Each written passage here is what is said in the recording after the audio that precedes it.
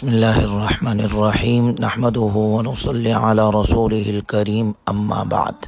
آج قرآن کریم کے 22ویں پارے کا خلاصہ ہے، جس کی ابتدا سورہ احزاب سے ہے۔ سورہ احزاب 73 آیات اور 9 رکوعات پر مشتمل ہے، جس کی ابتدائی 3 رکوع 21ویں پارے میں اور بقیہ رکوعات 22ویں پارے میں ہے۔ احزاب حزب کی جمع ہے، جس کے معنی جماعت کے ہے۔ چونکہ سن 5 ہجری میں مختلف جماعتیں جمع ہو کر جنہوں نے مدینہ المنورہ پر چڑھائی کی اور مسلمانوں کے خلاف جنگ کے لیے آئے، اس کا ذکر اس صورت مبارکہ میں ہے، اس لیے اس صورت کو سورہ احزاب کہا جاتا ہے۔ یا ایھا النبی اتق اللہ ولا تطع الکافرین والمنافقین۔ سورت مبارکہ کی پہلی 2 آیتوں میں نبی صلی اللہ علیہ وسلم کے واسطے سے نبی کی امت کو ایسے 4 امور کا حکم دیا گیا ہے جو کہ حقیقت میں فلاح اور سعادت کے عناصر ہے۔ پہلا یہ کہ اللہ سے ڈرتے رہے، دوسرا یہ کہ کافروں اور منافقوں کی آراء کا اتباع نہ کرے، تیسرا یہ کہ وحی الہی کی اتباع کرتے رہے، چوتھا یہ کہ وتوکل علی اللہ، اللہ پر اعتماد اور بھروسہ کرے۔ اس کے بعد زمانہ جاہلیت کے بعض عادات کی تردید کی گئی ہے، جن میں سے بعض عقلی اعتبار سے باطل تھی اور بعض شرعی اعتبار سے قبیح تھی۔ آیت نمبر 4 میں 3 جاہلانہ خیالات اور تصورات کی تردید کی گئی ہے۔ پہلے نمبر پر فرمایا ما جعل اللہ لرجل من قلبین فی جوفہ۔ بعض لوگ یہ گمان رکھتے تھے کہ لوگوں کے سینے میں 2 دل ہوتے ہیں۔ اس خیال کی تردید کے لیے فرمایا گیا کہ اللہ نے کسی بھی شخص کے سینے میں 2 دل پیدا نہیں کیے۔ دل تو بس ایک ہی ہوتا ہے، یا اس میں ایمان ہوگا یا کفر ہوگا۔ ایک ہی دل میں کفر اور ایمان دونوں جمع نہیں ہو سکتے۔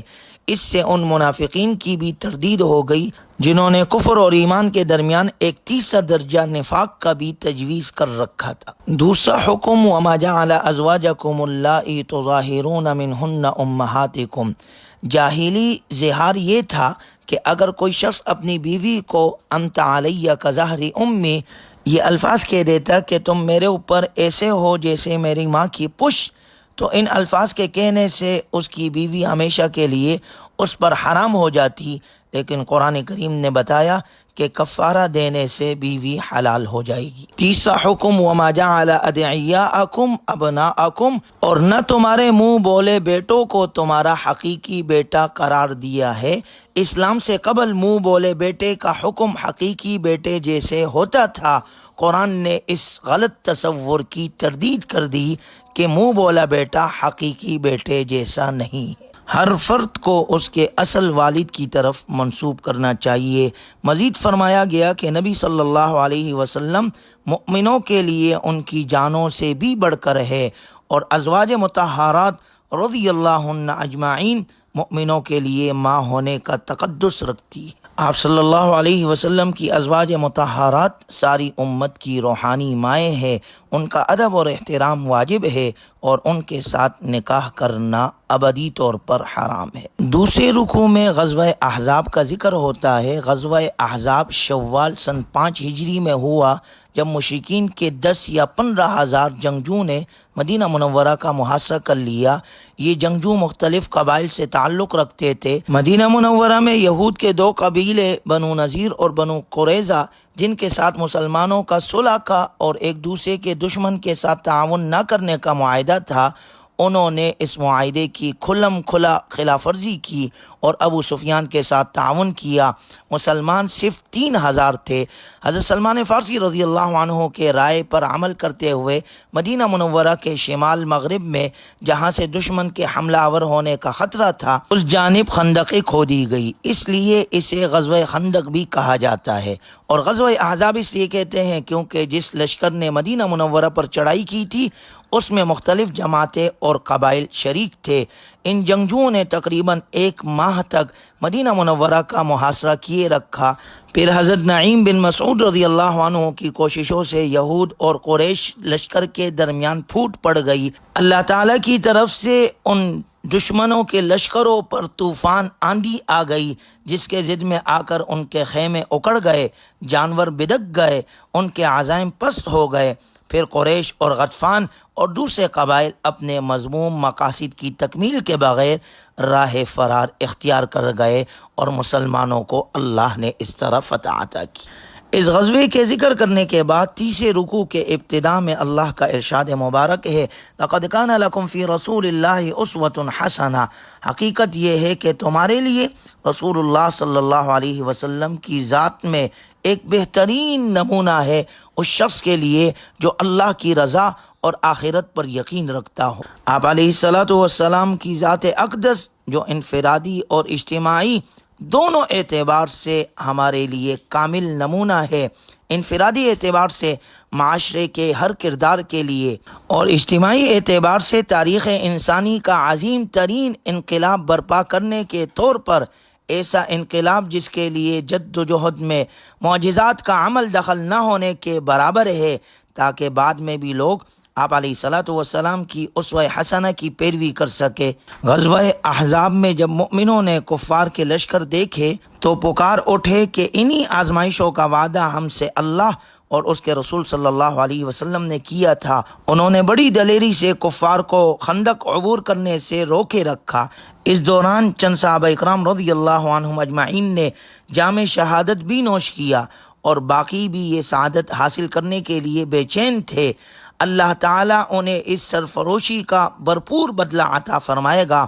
کفار کے لشکر کو ذلت آمیز شکست ہوئی، وہ مایوس اور حسد کے ساتھ لوٹ گئے۔ مشرکین کے ان لشکروں کے چلے جانے کے بعد مسلمانوں نے بنو قریظہ کا محاصرہ کیا۔ چونکہ یہود بنو قریظہ نے میثاق مدینہ کو توڑ کر کفار کے لشکروں سے گٹھ جوڑ کرنے کی کوشش کی تھی، وہ بھی بدترین ذلت سے دوچار ہوئے اور انہیں ان کی عہد شکنی کی عبرتناک سزا دی گئی۔ کچھ قیدی بنے، کچھ قتل ہوئے اور ان کے تمام املاک غنیمت کے طور پر مسلمانوں کو مل گئے۔ اللہ تبارک و تعالی نے مذکورہ آیات میں ان دونوں غزوات کا حال اور منظر بیان کیا اور مسلمانوں کو بشارت سنائی ہے کہ عنقریب انہیں مزید فتوحات حاصل ہوگی۔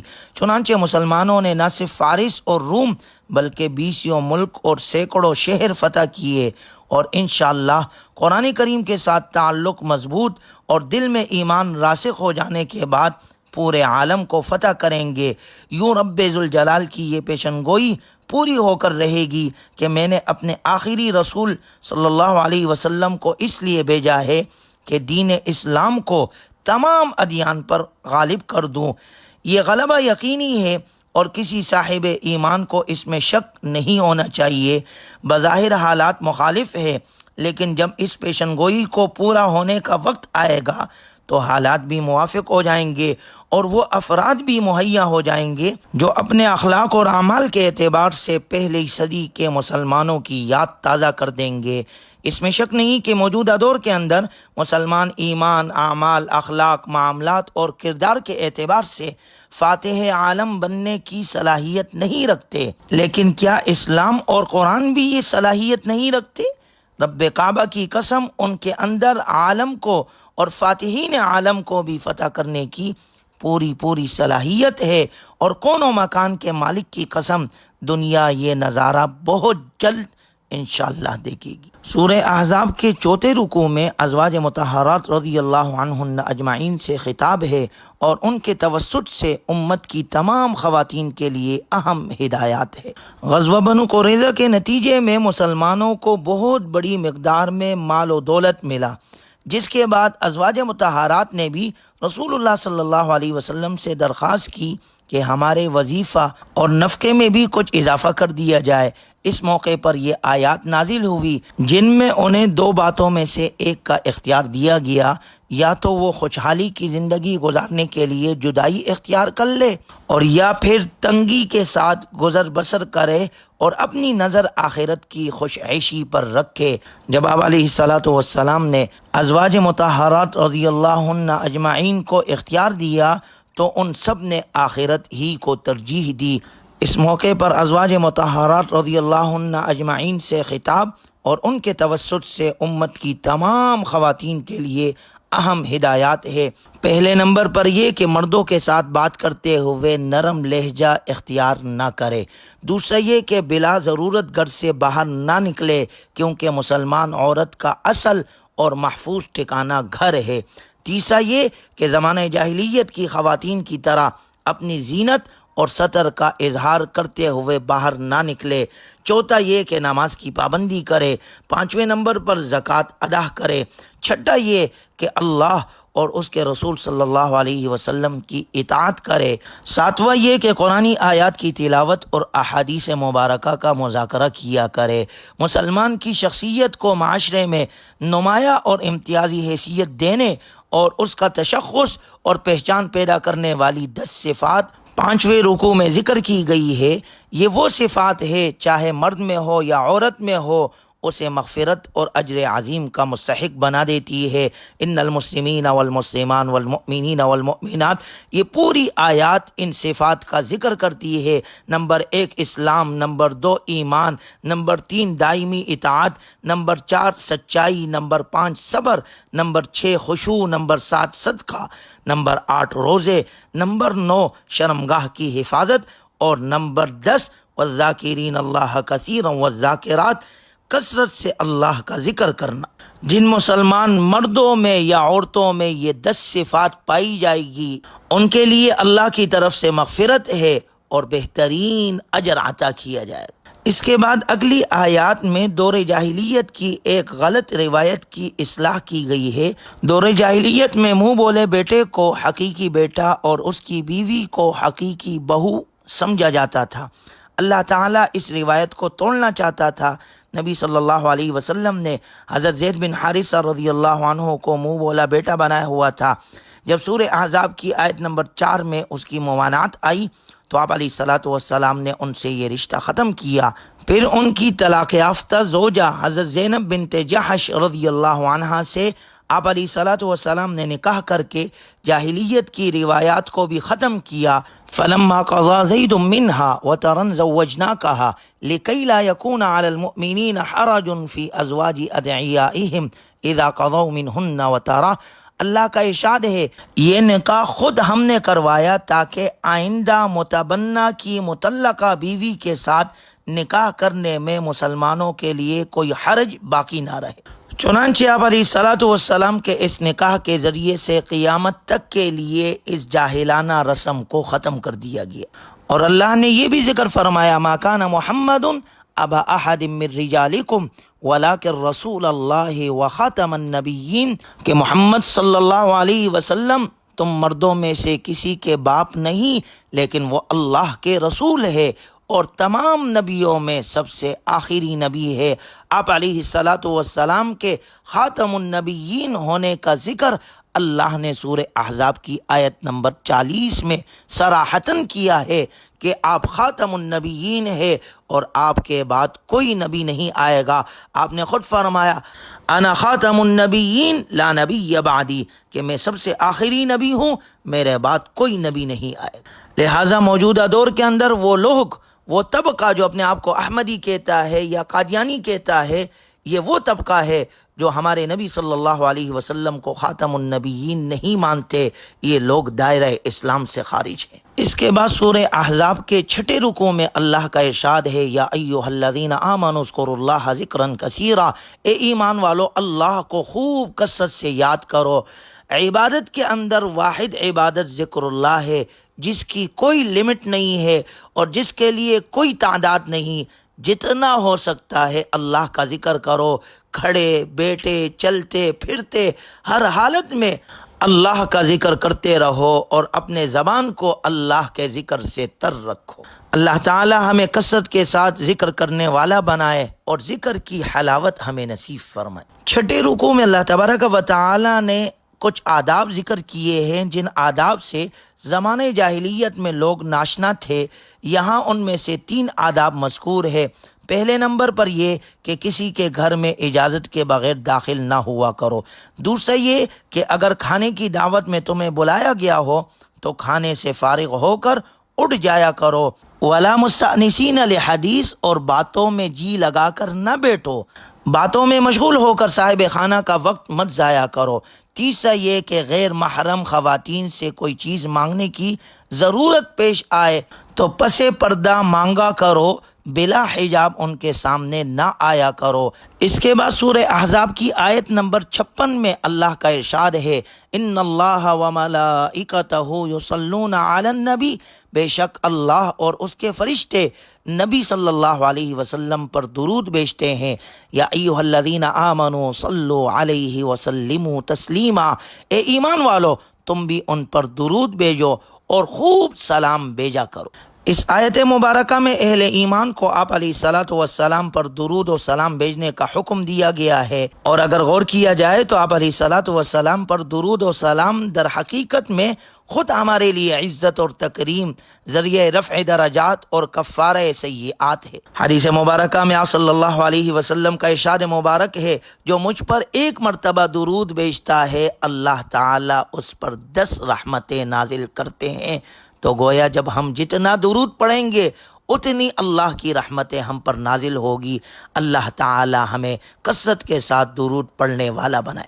سورہ احزاب کے 8ویں رکوع میں پردے کا حکم ہے، یا ایھا النبی قل لازواجک وبناتک ونساء المؤمنین یدنین علیہن من جلابیبہن، اے نبی صلی اللہ علیہ وسلم آپ اپنی بیویوں، اپنی بیٹیوں اور مسلمانوں کی عورتوں سے کہہ دو کہ وہ اپنی چادریں اپنے منہ کے اوپر جھکا لیا کرے۔ یہ سورہ احزاب کی آیت نمبر 59 ہے، جس میں عمومی طور پر مسلمان خواتین کو پردے کا حکم دیا گیا ہے، خواہ وہ بیوی ہو یا بیٹی ہو، بہن ہو یا ماں ہو۔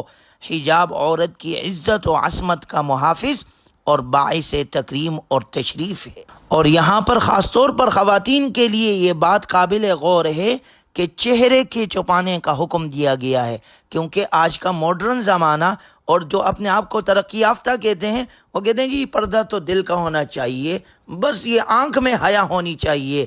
شریعت ہمیں حکم دیتی ہے چہرے کا پردہ فرض ہے۔ جب صحابیات پردہ کرتی تھی تو کیا آج ہماری خواتین صحابیات سے بڑھ کر باحیا ہے؟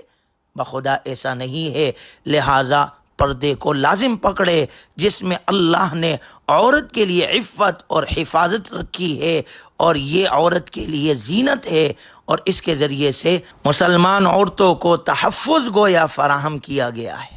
سورت کے آخری رکوع میں اختتام پر فرائض و واجبات اور شرعی احکام کی اہمیت بیان کی گئی ہے کہ یہ احکامات اس امانت کا حصہ ہے جو اللہ نے بندوں کو سونپی ہے۔ آسمانوں، زمین اور پہاڑوں نے اس امانت کا بوجھ اٹھانے سے انکار کر دیا تھا، کیونکہ ان کے اندر یہ بوجھ اٹھانے کی صلاحیت نہ تھی، لیکن چونکہ انسان کو اللہ تعالیٰ نے عقل و فکر اور خیر و شر کے درمیان تمیز کرنے کی صلاحیت عطا کی ہے، تو اس نے بوجھ کو اٹھا تو لیا مگر اس کا حق ادا نہ کر سکا۔ اس کے بعد سورہ سبا ہے جو 54 آیات اور 6 رکوعات پر مشتمل ہے۔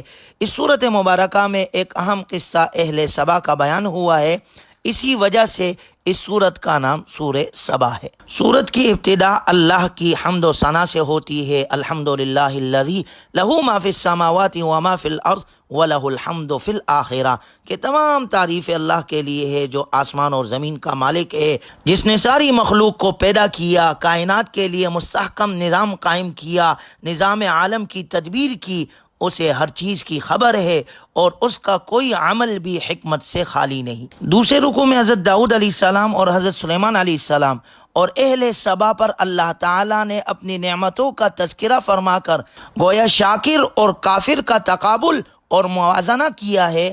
اول الذکر دونوں اللہ کے نبی اور شاکر بندے تھے، یعنی حضرت داؤد علیہ السلام ان کو اللہ نے بہترین آواز دی تھی، اللہ نے ان کے لیے لوہا نرم کر دیا تھا، وہ اسے جس طرح چاہتے موڑ لیتے اور جو کچھ چاہتے اس سے بنا لیتے۔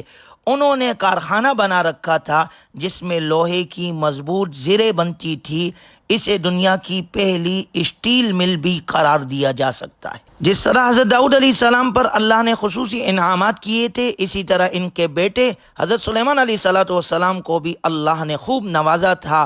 انہیں اللہ نے پرندوں کی بولی سکھائی تھی، ان کے لیے تانبا بہتے ہوئے چشمے کی شکل اختیار کر جاتا، اس سے وہ جو چاہتے بسہولت بنا لیتے۔ جنات ان کے ماتحتی میں تھے اور ان سے وہ تعمیرات اور مشکل ترین کام لیتے تھے۔ ان کے لیے ہوا کو مسخر کر دیا گیا تھا، جس طرح آج کل ہوائی جہاز ہوتے ہیں یوں ہی سلیمان علیہ الصلوۃ والسلام کا تخت ہوا میں 2 ماہ کی مسافت دن کے تھوڑے سے حصے میں طے کر لیتا تھا۔ اللہ تعالیٰ کی ان بے شمار نعمتوں کے باوجود دونوں باپ بیٹا فخر اور غرور کا شکار نہ ہوئے اور ذکر اور شکر سے ایک لمحے کے لیے بھی غافل نہ ہوئے، جبکہ عمومی صورت انسان کی یہ رہی ہے کہ اللہ تعالیٰ کے بندوں میں سے شکر کرنے والے بہت تھوڑے ہوتے ہیں۔ وَقَلِيلٌ مِّنْ عِبَادِيَ الشَّكُورُ۔ دوسرا قصہ جو یہی بیان ہوا ہے وہ اہل سبا کا ہے۔ پہلا قصہ اہل شکر اہل ایمان کے لیے روشن مینار تھا، تو دوسرا قصہ اہل کفر اور نافرمانیوں کی تاریک جھلک ہے۔ اہل سبا پر اللہ کی بے شمار نعمتیں تھی۔ اہل سبا کو رزق کی فراوانی، صحت اور آب و ہوا، زرخیز زمین اور پھلدار باغات جیسی نعمتیں عطا کی گئی تھی۔ طویل مسافت تک دور دور تک باغات چلے جاتے تھے، نہ گرمی اور نہ دھوپ ستاتی اور نہ ہی بھوک پریشان کرتی۔ پانی ذخیرہ کرنے کے لیے ایک ڈیم بھی تھا جس سے سد معارب کے نام سے یاد کیا جاتا ہے، لیکن انہوں نے ان نعمتوں کا شکر ادا نہ کیا بلکہ ناشکری پر اتر آئے۔ پھر وہی ہوا جو ہر ناشکری قوم کے ساتھ ہوتا ہے، بن ٹوٹ کر عذاب کی صورت اختیار کر گیا اور اس کے پانی نے تباہی مچا دی۔ باغات اور بستیاں سب ملیا میٹ ہو گئی، جہاں پھل اور پھول تھے وہاں جاڑ کے سوا کچھ بھی نہ بچا، اور اہل سبا کا ذکر صرف داستانوں میں رہ گیا۔ اور قیامت تک کے لوگوں کے لیے اس میں عبرت ہے کہ جو قوم ناشکری کرتی ہے تو وہ اللہ کے عذاب کی مستحق بنتی ہے۔ اللہ ہمیں ہر قسم کے ناشکری سے بچائے اور اللہ کے نعمتوں پر اللہ ہمیں شکر کرنے والا بنائے۔ سورت کے اختتام میں اللہ نے تمام انسانوں کو متنبہ کیا کہ اللہ کے ہاں قرب مال اور دولت سے نہیں ملے گا بلکہ نیکیوں سے ملے گا۔ دولت کی فراوانی اور اولاد کی کثرت کو اللہ کے رضا ہونے کی علامت مت سمجھو، یہ اللہ کی طرف سے آزمائش ہے۔ جو لوگ احکامات الہی کی تبلیغ اور نفاذ میں رکاوٹ ڈالتے ہیں وہ برباد ہوں گے۔ جو لوگ مال کو بھلائی کے فروغ کے لیے لگاتے ہیں عنقریب اس کا کئی گنا اجر وہ پائیں گے۔ گویا اللہ کے ہاں تقرب اور اللہ کے ہاں درجہ وہ اعمال کے بنیاد پر ہے، نیکیوں کے بنیاد پر ہے، مال اور اولاد کی بنیاد پر نہیں ملے گا۔ اللہ تعالی ہمیں کامل طور پر دین پر چلنے کی توفیق نصیب فرمائے اور قرآنی تعلیمات پر عمل کرنے والا بنائے۔ وآخر دعوانا ان الحمد للہ رب العالمین۔